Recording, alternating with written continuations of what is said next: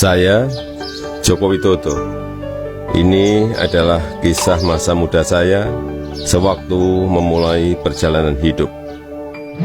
Ini saya waktu kecil. Saya berasal dari kota Solo, Jawa Tengah. Saya anak sulung dari 4 bersaudara. 3 adik saya semuanya perempuan. Saya berasal dari keluarga biasa. Kami berulang kali pindah rumah kontrakan, rumah sederhana yang mampu dibayar Bapak untuk tempat tinggal kami sekeluarga. Bapak berjuang untuk hidup kami dengan berjualan bambu dan kayu di pasar. Ibu sangat gigih membantu Bapak. Setelah selesai masak dan membereskan rumah, ia segera pergi ke lapak dagang Bapak untuk membantu mengikat bambu dan kayu. Mereka melakukan itu semua demi anak-anaknya untuk bisa sekolah. Mereka meyakinkan saya bahwa sekolah akan mampu mengubah hidup saya. Perjuangan dan usaha Bapak sangat menginspirasi saya. Usaha Bapak berjalan baik, dagangan makin laku, dan saya tahu Ibu mulai punya uang. Saya pun mulai nakal waktu itu. Saya sering iseng memanggil pedagang makanan apa saja yang lewat dekat rumah. Tukang siomay, tukang bakso, tukang jajanan pasar. Ibu pun terpaksa membayar apapun yang saya pesan. Suatu kali saya asal manggil saja, ada tukang lewat di depan rumah. Saya pikir jual kue pasar, ternyata tukang arang. Ibu muncul sebelum saya sempat berlari. Terpaksa ibu membelinya dan langsung menyodorkan bungkusan berisi arang untuk saya makan sambil berkata, "Ayo makan, habisin ya, kamu kan yang kepengin jajan." Suatu hari, kami kena gusur pemerintah daerah karena daerah rumah kami akan dibangun fasilitas kota. Kami sekeluarga terusir begitu saja tanpa ada perhatian di mana kami akan tinggal. Kejadian ini membuat kami sekeluarga sangat terpukul. Kami terpaksa menumpang di rumah paman. Keadaan yang sulit membuat kami sekeluarga gigih berjuang lebih keras. Bapak menjadi sopir angkutan umum. Setelah sekolah, saya membantu ibu berjualan di pasar meneruskan usaha Bapak. Kami sekeluarga menjalani hidup tanpa mengeluh dan saling mengalirkan energi positif. Bersama-sama kami berjuang untuk tidak lagi menumpang. Kerja keras tidak pernah sia-sia. Bapak bisa membuka bengkel usaha kayu. Setelah beberapa tahun, akhirnya uang bisa terkumpul untuk membeli rumah sederhana. Tahun 1980, akhirnya saya memutuskan untuk kuliah di jurusan Teknologi Kayu, Kehutanan UGM. Saya memilih jurusan tersebut agar saya dapat belajar lebih mendalam tentang perkayuan. Saya ingin mengikuti jejak Bapak, ingin membangun bisnis kayu Bapak menjadi besar.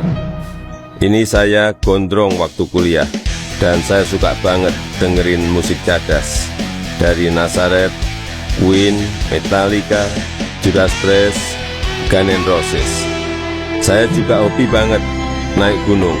Gunung Lawu, Gunung Merapi, Gunung Merbabu, Gunung Kerinci, sudah saya daki. Menginjak masa penulisan skripsi di dekat akhir kuliah, saya sudah agak kalem. Akan menginjak dunia kerja, saya memutuskan untuk lebih serius. Saya bertemu dengan gadis bernama Iriana. Dia teman adik saya yang sering main ke rumah. Pertama curi-curi pandang, lama-lama jadi jatuh cinta.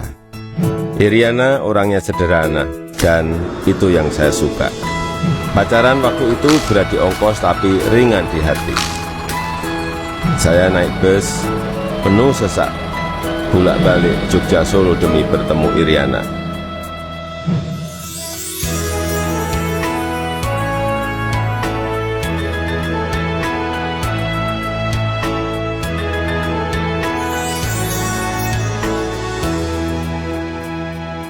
Lulus kuliah tahun 1985, Saya melamar ke sebuah perusahaan kertas di Aceh.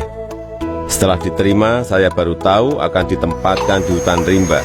Pekerjaan saya adalah mempersiapkan persemaian pinus untuk kemudian ditanam di lapangan di hutan-hutan yang gundul. Beberapa bulan setelah itu saya kembali ke Solo untuk menikahi Iriana dan menyiapkan keberangkatan kami ke Aceh. Masa awal pernikahan kami berada di dalam hutan rimba selama 2,5 tahun. Pada tahun kedua, Iriana sudah dalam kondisi hamil dan kita memutuskan untuk melahirkan anak pertama kami di Solo. Kembali ke Solo, mulai ikut paman bekerja di pabrik mebel untuk mencari pengalaman. Di sini saya belajar banyak tentang bagaimana menjadi pengusaha yang baik. Semua posisi pernah saya lakoni, di produksi, di pemasaran, semuanya pernah saya alami. Tahun 1987, anak pertama saya lahir, Gibran Rakabuming. Gibran itu singkatan dari gigih dan berani. Saya ingin putra pertama saya punya semangat hidup seperti namanya. Lahirnya Gibran juga memicu saya untuk mendirikan perusahaan pertama saya yang bergerak di bisnis mebel dengan nama CV Rakabi.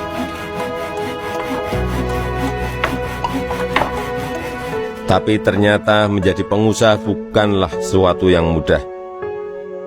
Saya pernah habis ditipu. Barang sudah dikirim tapi tidak dibayar. Lalu orangnya menghilang. Kalau kita jatuh ya harus bangkit lagi. Tidak lama setelah itu saya mendapatkan pinjaman modal usaha. Dengan semangat untuk bangkit dan berkembang, saya bergerak cepat untuk mencari pesanan sampai luar negeri dengan cara ikut pameran-pameran mebel.